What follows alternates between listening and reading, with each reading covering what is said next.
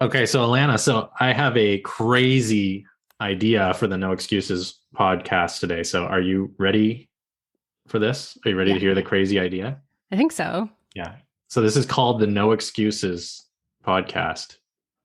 So we should just do a whole episode that is the opposite of that. We will just talk about excuses for Yes, for the whole episode. I like it. Yeah, Let's talk about it. I mean, how many excuses are there? exactly. Infinite? Infinite. Full disclosure, this was actually Alana's idea for the podcast, but that was my clever introduction. This is the No Excuses podcast. By the way, I'm Ryan Montes. I'm with Alana Banks, and you heard it. We're going to talk about the excuses. I guess you found, let's be fair, credit where credit's due. You found an article that lists like lots of common excuses that people make, right? Yeah, they actually did a poll apparently on Twitter to list the most common excuses, and they came up with 99. Yeah. That And reminds I me of would the say there song. are probably more than 99.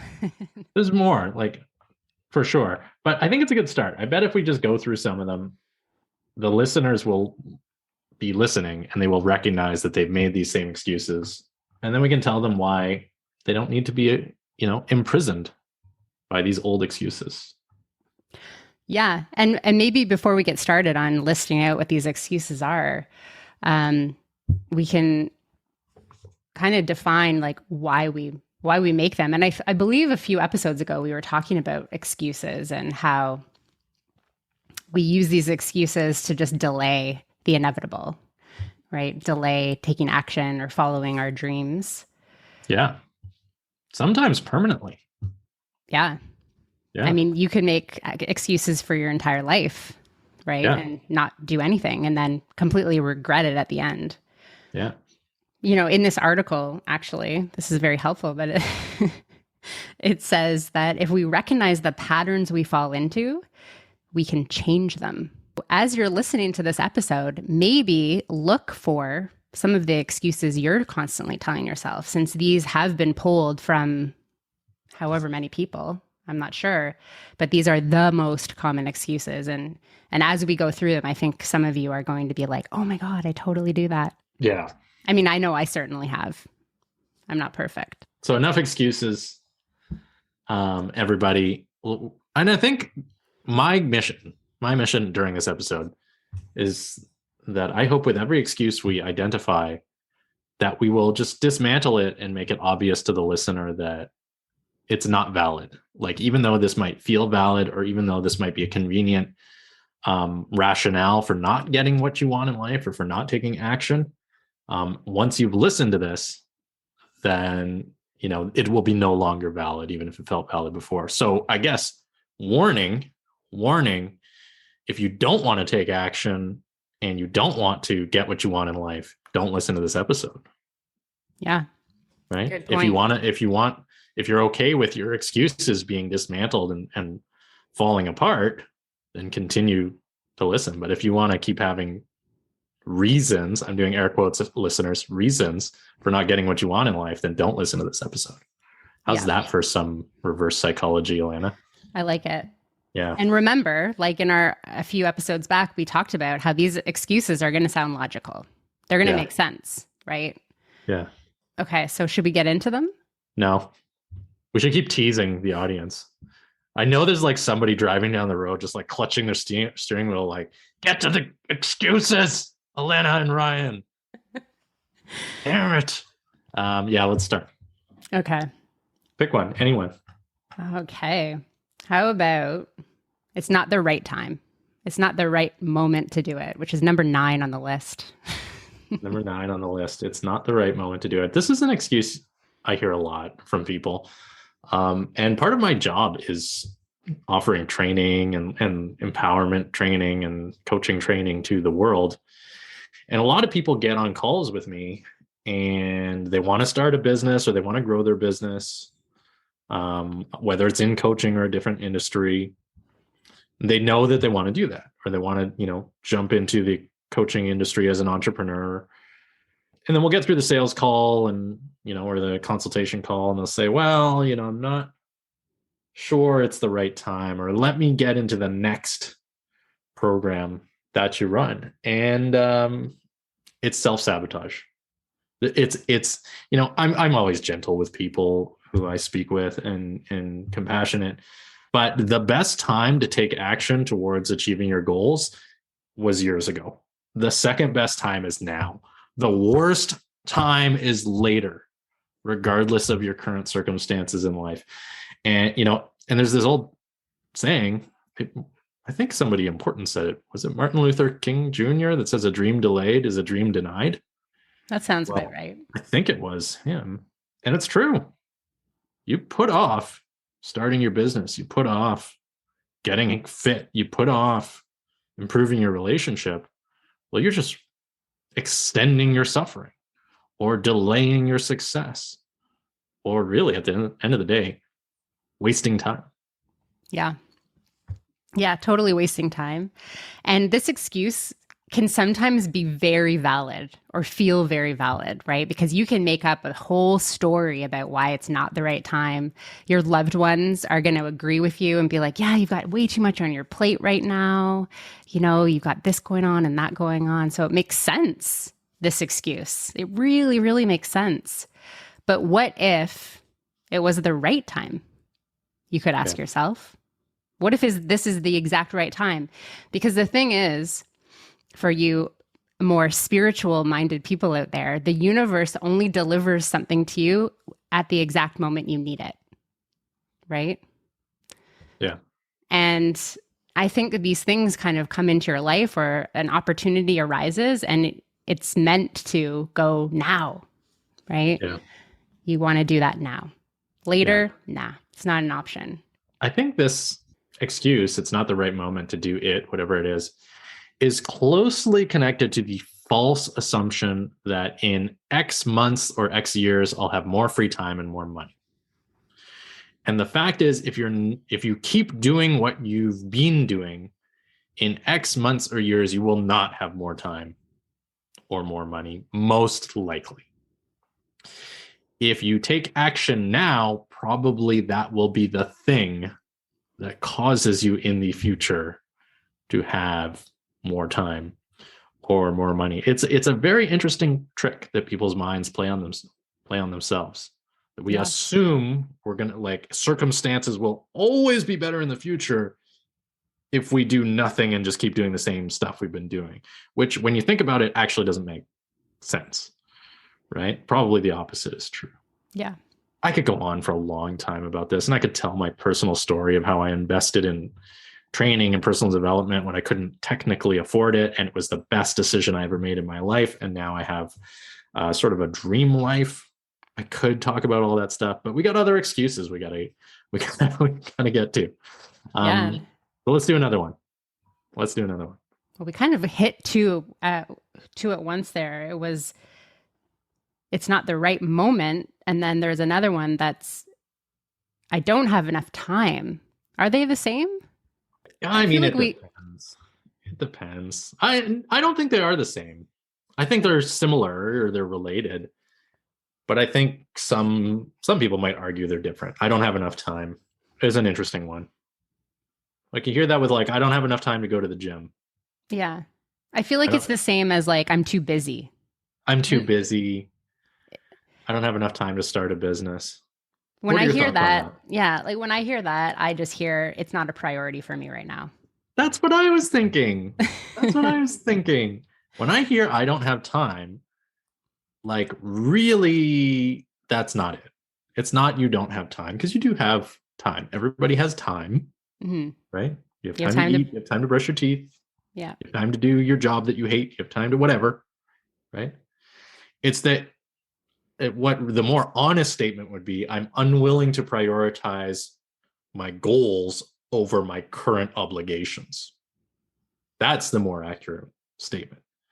Because if fitness, for example, were a goal that you were truly committed to, you would prioritize it. You would make it the first thing you do in the morning before you do anything else in your day. Yeah. Right? If financial freedom were truly your goal, you would prioritize it. You would skip Netflix on the weekend So you could sit down at the computer and build whatever it is you're building, business, network marketing thing, whatever people are doing, right? There's lots of great ways to make money. It's priority. It comes down to priorities. Yeah, it really does. Because and it also comes down to just being honest with yourself. Like maybe you really don't have time. Like there are some times, and I mean, we're talking about goals here. We're not talking about like meeting a buddy for a beer or a friend for a coffee. We're talking about like, making excuses for achieving your dreams, going after what you want, maybe starting that new business. But yeah, sometimes you might not make meeting up for a coffee a priority. But if you are really going after a dream, going after a goal, I don't have time or I'm too busy is an excuse at the end of the day, I think. Yeah. It's an excuse, and it's saying like that actually isn't your priority, maybe. Yeah. Maybe that isn't your goal then. Which is fine. Yeah. And in that case, you can use that excuse and it's valid.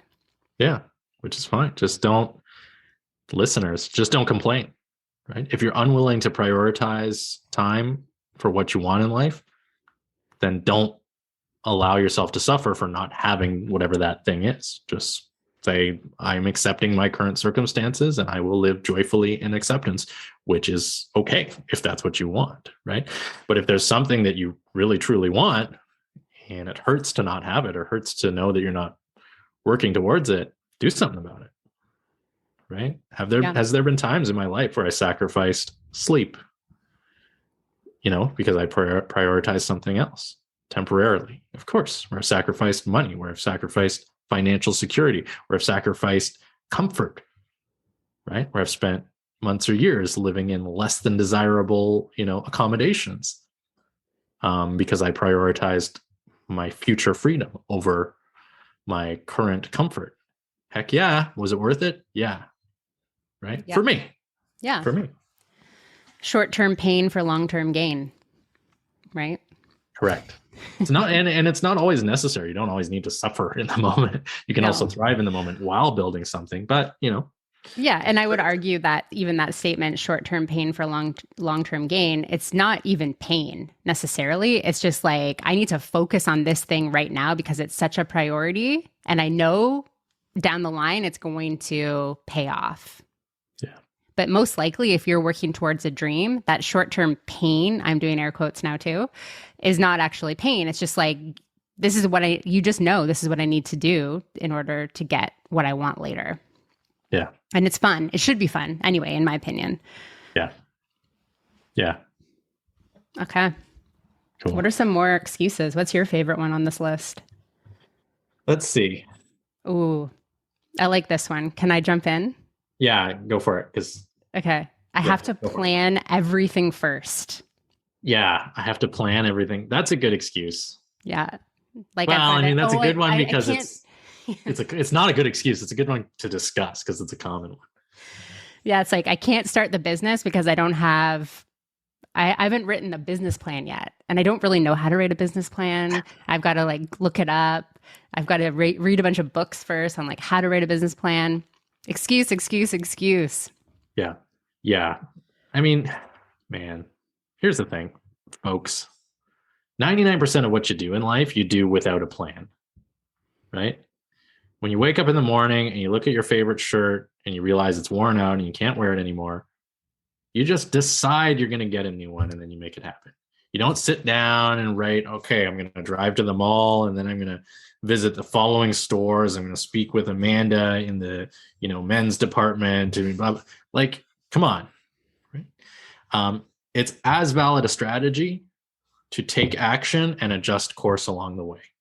Yeah, you want to have a plan, but there's really nothing wrong with having a hasty plan or an incomplete plan or an imperfect plan. It's just enough to get you moving so you can take action. Because here's the thing. There's a saying in the military, no plan survives first contact with the enemy, right? You can plan and plan and plan, but once you've got boots on the ground, once you're in the field and stuff is starting to happen, that plan will either be abandoned or will change dramatically. It's the same in business. It's the same in fitness. It's the same in relationships. And so people, it truly is an excuse. It is not valid reasoning to say, well, I don't know exactly precisely what actions and behaviors and decisions I'm going to make in the future. Therefore, I will not make any in the present. Right. Yeah. That's just a recipe for not moving. Totally. And the thing is, I mean, as you know, and I know, in various jobs we've had, or, businesses that we've worked in, nothing ever goes to plan. Yeah. Right. Like, I can remember, I used to be an event planner, actually, back in the day.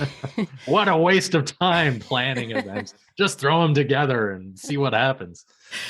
No, but I mean, the thing is like, clients would ask us for a work back schedule, and we'd have all these schedules and plans and things. And I mean, at the end of the day, the event would run. It happened. We would put it together. And yeah, of course, you need to have a loose plan, a structure of some sort, of course. But most of the time, you're like kind of flying by the seat of your pants in the moment, or as things are coming together. Yeah. What was the wording of that excuse again? I need to have. I have to plan everything first. Yeah. I mean, and the other kind of challenge to that excuse, I have to plan everything first, is, okay, go ahead, make your darn plan and then get moving. Yeah. Right. Well, in this thing here, it says more doing, less planning. More doing, less planning. Yeah. That's good. Just do it. Right. Nike right there. Yeah. People love it. Right. This episode brought to you by, not brought to you. We're moving up. Last time it was Aesop. Now we're on Nike. Now we're on Nike. Yeah. Soon the podcast will just disappear from all platforms for like copyright infringement. Anyways, all right. So I think we got that one. It's not, I have to plan everything first. Okay, sure, but don't use it as an excuse not to take action. Make a plan. Make a hasty plan. Make an imperfect plan, and take action. Gosh darn it. Cool. Are we going to do one more, or we should? Oh yeah, because time is a thing. Yeah, time's a thing. Just talk all day about these excuses. We've got another one. We still got another one to record for everyone. Yeah. Okay. Yeah. Let's do one more. I have one here, and I think this is relevant, partly for our audience. I have young children, and I have a lot to say about this because I am a parent and I have young children, and I've actually been an entrepreneur my entire parenthood or motherhood. Yeah. It's possible. It's possible. Yeah. Yeah. I mean, so full disclosure, I do not have children. Now, I was a child, and I was the child of an entrepreneur and a later in life entrepreneur. So when I was a kid, both of my parents were entrepreneurs. And I remember what that was like for them. I remember the discomfort that they experienced in managing multiple entrepreneurial ventures. I remember the weird life that I had as the child of dual entrepreneurs compared to the other kids in, my middle class neighborhood and middle class school. And I can say, my parents made it work. It wasn't always easy for them, and it wasn't always easy for me, quite honestly. However, I will say now, with the intelligence of an adult man who is also an entrepreneur, I am so glad that I had the upbringing that I did, and that I saw the struggles that I observed, and I saw the triumphs that I observed in my own family, because it shaped who I am today. And it really installed the understanding that this excuse, even though I don't have children, I wouldn't let this hold me back. I have young children because I was there. I lived it. I was young. I have a sibling, and my parents made it work, and we are all better for it. They demonstrated going after what you want and finding that freedom in life, even when it's hard, even when you got kids, even when, and there was other stuff complicating life for us, when we were a young family. And we made it through. So that's my take. Again, I do not have children. I'll give you that, listeners. You can discard everything I say if you want. But I lived it from the child's perspective. Alana? Yeah. And I think I had this exact same experience. Both my parents were entrepreneurs, and I'm better for it as a result. And that's why I'm an entrepreneur, because I looked up to that. I looked up to both of them going after what they wanted. And, it's an interesting experience for a kid to witness that, because it's very different than having like a parent who's just in a 9 to 5. And not that there's anything right or wrong about that, but it's just a different experience, because you do see the trials and tribulations, you do see the brainstorming, you do overhear the conversations. And it's fun to be around, a fun energy to be around. But as a parent, you know, being an entrepreneur, yeah, does it have its downside? Being a parent and, you know, running a business or switching businesses, or, you know, struggling with like money coming in. When is it coming in? When is it going out? All that stuff. Mm-hmm. Yeah, it's stressful. But I think that at the end of the day, it's an invaluable lesson for your children. And it instills like a confidence in them, and it instills an entrepreneurial spirit in them, because they're seeing you having so much fun. And I've never considered it an excuse. In fact, when I started my online fabric store that I owned for 8 years and just sold last year, I started that when I was pregnant. I had a 2-year-old and I was pregnant with number 2. And at the time I was working in PR, working for a public relations agency, but I wasn't happy. And I said to myself, you know what? I'm going out on mat leave. I'm going to give this a go. And I got it started before I went out on mat leave. I had a 2-year-old, I was pregnant and tired. I was working a full-time job, but I would come home from work and I would work on my business in the evenings while I was like 7 months pregnant. It was crazy. I think about it now. But I was determined and excited and had so much energy that like nothing was going to stop me. Yeah. I think we're looking at this excuse through the scope of entrepreneurship really hard here, because it could be, this excuse could like apply to many other contexts as well. So I think we really like beat the dead horse that is being an entrepreneur with children. I think we got that one. But I mean, maybe we can agree that, like, again, you know, can a person reach their fitness goals even though they have young kids? Can a person reach their relationship goals even though they have young kids? I would say, yeah. Again, I don't have kids, but I have clients, many of whom have kids, and I have students, many of whom have kids. And I see it firsthand. I see people doing it. They've got young kids, they've got busy lives, they've got bills to pay, and they refuse to, you know, use that as an excuse not to get what they want in life. This one might be a tough pill to swallow for some, but does it sometimes complicate things or require creative solutions when you have dependence? 100%. Hundo P, right? But does it mean you can't thrive in life? I would say, in my opinion, no. No. Just do it.